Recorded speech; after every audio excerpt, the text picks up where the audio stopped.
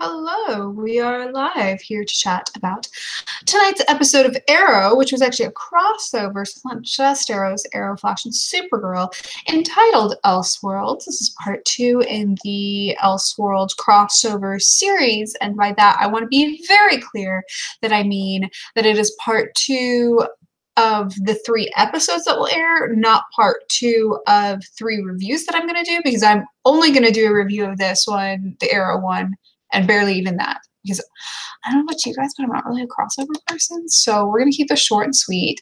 Actually, no, I take that back. I'm not promising that I will keep it sweet. I will keep it short, though. In the spirit of crossovers, I have no crossovers. It's just me tonight. Me and you were the guests. This is more in the spirit of fighting crossovers. I have no. Can you guys tell I don't really love crossovers? Sometimes I do. I just don't like the way DCCW does crossovers most of the time, and you get a lot of characters written out of character. You get a lot of ideas which seem really fun on paper, and then when it's done, it's like, oh, that was cheesy. Wait, why do we do that? Why didn't we just it? It's like you know when you have those people who complain about, yeah, this is actually lemonade, I swear.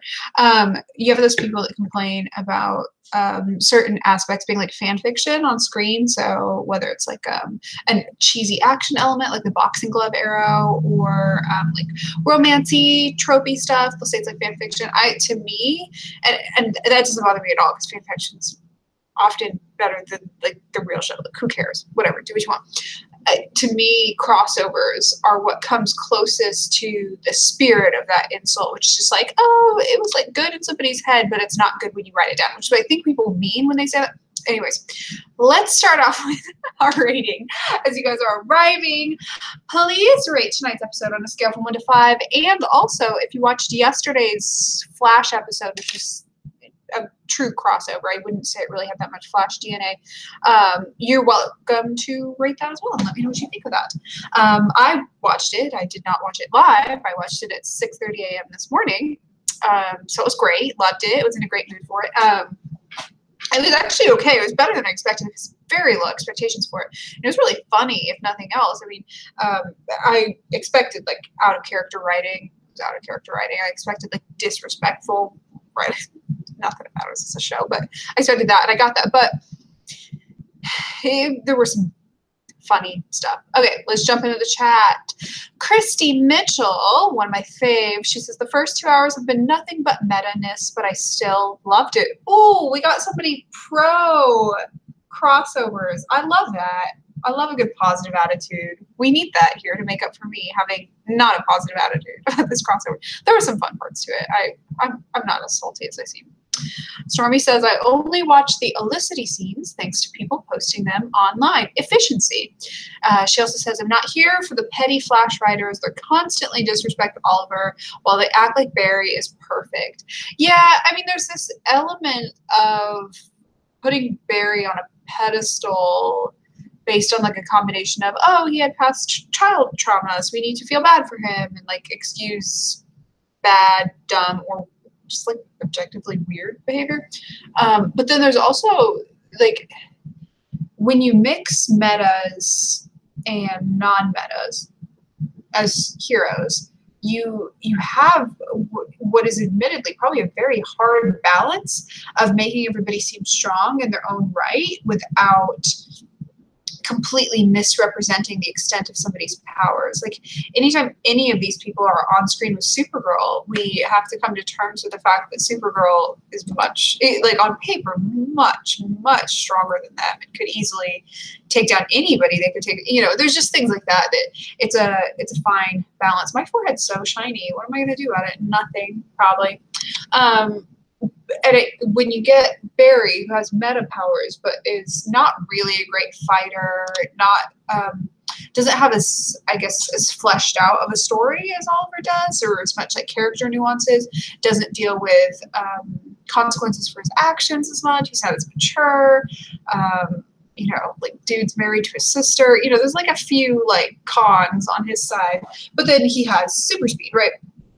there's this balance of he's not as engaging of a character, but he does have this one like meta power that is stronger than Oliver. And they tried to make Oliver's powers accessible in the way Barry's powers are accessible, because with Barry's powers, there's a lot of speedsters in the Flash universe, and they just kind of have to like tap into some like inner like speed self and they get faster, and it's all very like touchy-feely and hand-wavy. But with Oliver, you know, he's got years of pretty intensive training that is while not necessarily realistic, it's there's a level of believability to it. Like he trained with the Bravo, you know, just things where it's like, okay, they explained why he is so much. He's got this like military strategy, and he went through years and years of hell, and has continued to go through years and years of training and all this sort of stuff. And so there's this element of humanness to it. Whereas when they tried to make his and Barry's powers similar in the swap, they tried to make it out to be like, oh, to access Oliver's power, you have to be angry, as if he's like some sort of like knockoff Hulk. And it's like, no, he's knockoff Batman, not knockoff Hulk.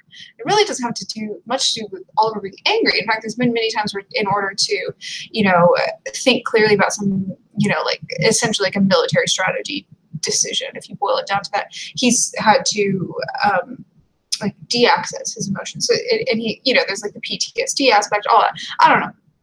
I didn't really love that. That was from actually yesterday's episode. Today's episode, there were some high points. I'm going to start with that. I'm going to start with my positives. I'm curious what your positives are. So everybody saying hello in the chat. Amanda says hello. Hello, Amanda. I would love to hear what your positives are. Your positives can be from tonight's episode or yesterday's episode to me. And this is probably a compliment. I mean, it doesn't really matter. You guys like my Wonder Woman pajama pants? This crossover so far, granted we've only had 2 out of 3 parts of it, does feel pretty cohesive. Whereas in previous crossovers, they've kind of tried to be extra about like, oh, this one's the Flash one, so it's going to be very like Flash toned, and this one's the Supergirl one, it's going to be Supergirl toned, and they just it gets to the point of it being like kind of like cheesy and heavy handed and a little formulaic.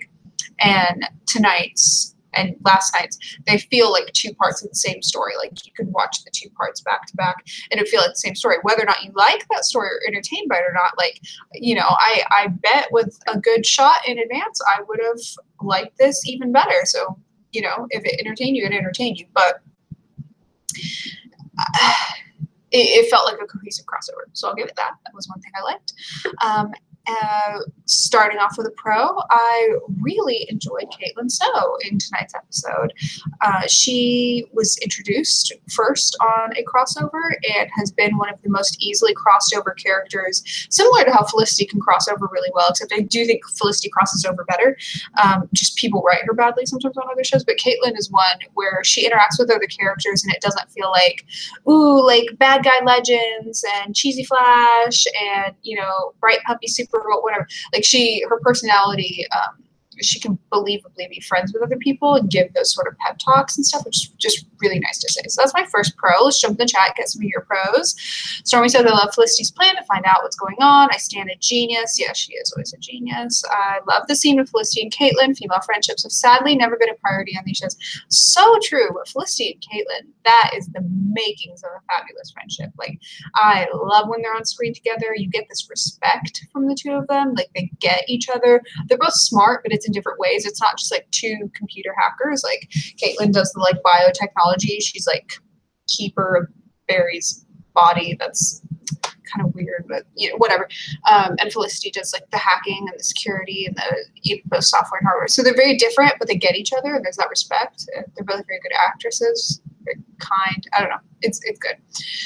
Amanda says, did this last rewrite erase everything they lived in this body-changing realities? Will Felicity forget Oliver's love declaration? You know, they're very inconsistent, sometimes in a nice way, in applying what happens to the crossover to the main shows.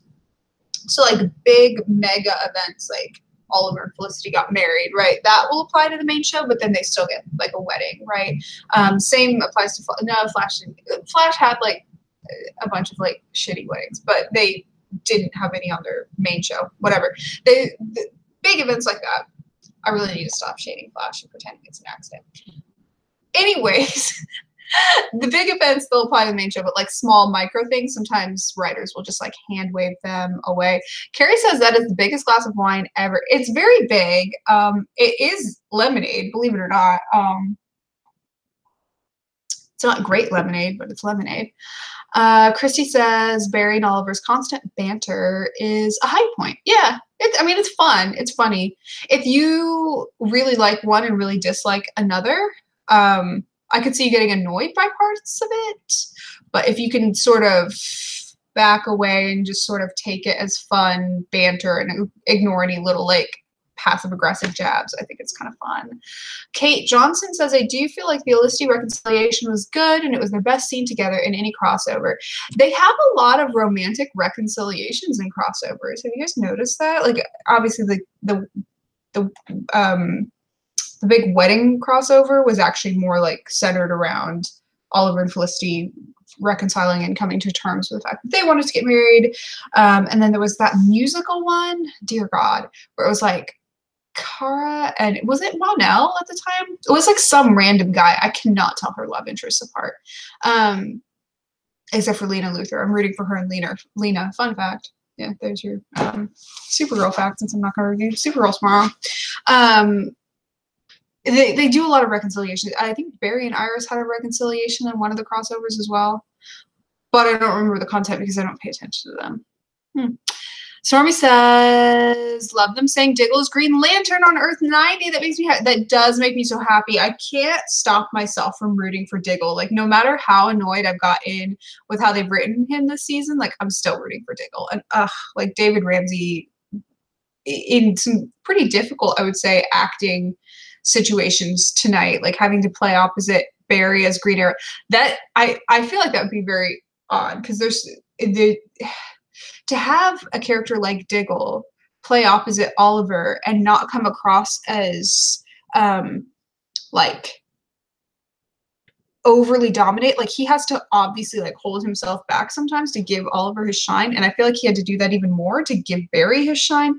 Does this make any sense? I'm not going to try to describe it better. Lisa says hi Lisa.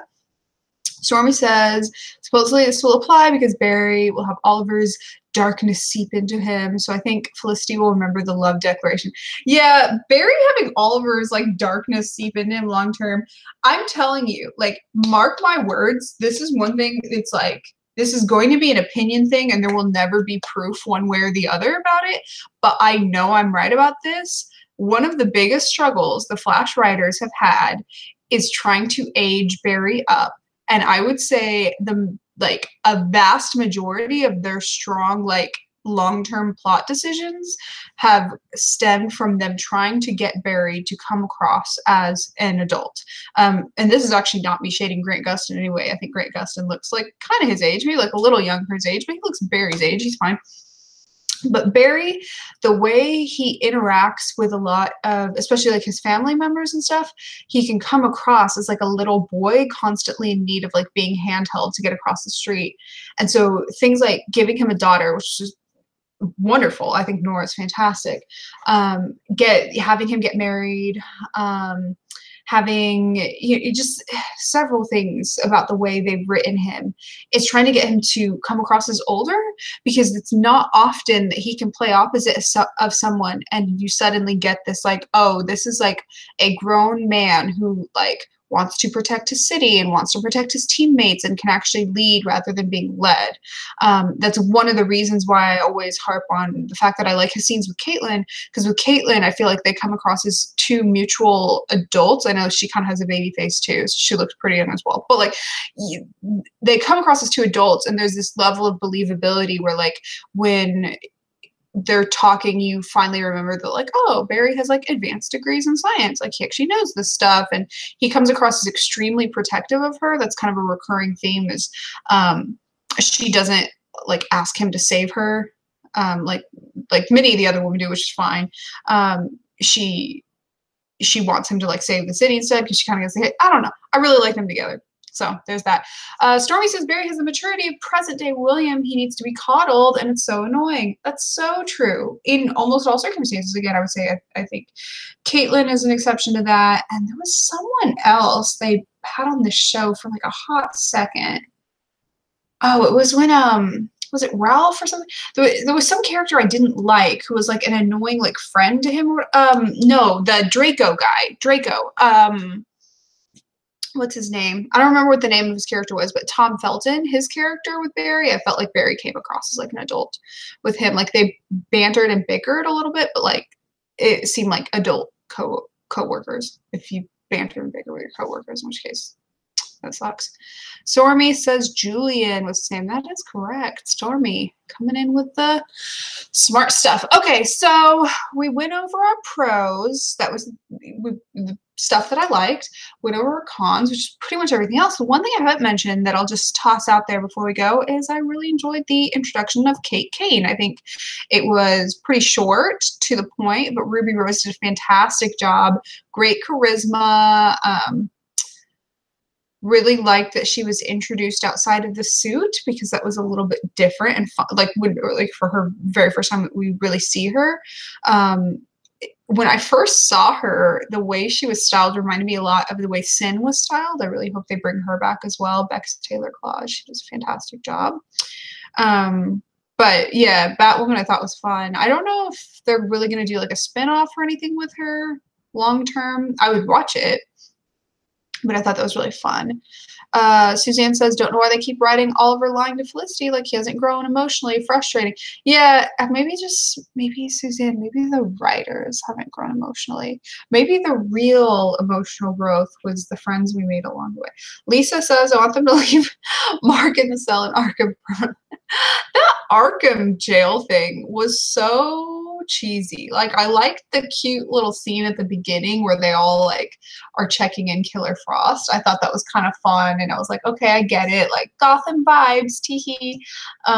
But then you have like I don't know what the character's name is, to be honest, but the